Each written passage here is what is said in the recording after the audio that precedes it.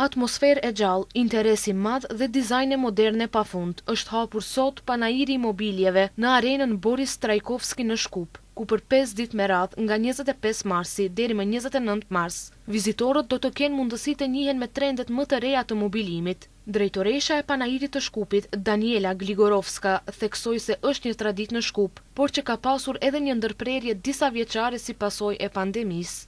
Sajmët në mebel e tradicia.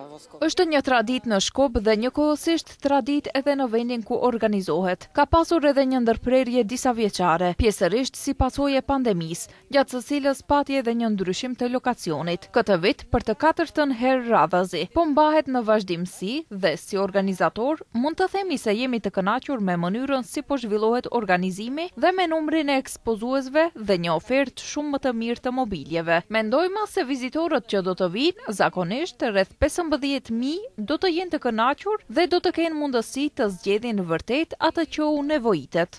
Ky panair, i cili tashmë organizohet prej vite me radhë, është shndruar në një traditë të rëndësishme për industrinë e mobiljeve, ku mbledh në një vend prodhues dhe vizitor. Në këtë panair marrin pjesë brende vendore, të cilat prezantojnë produkte të ndryshme, nga divan modern e deri te zgjidhja inovative për çdo hapësirë banimi apo pune.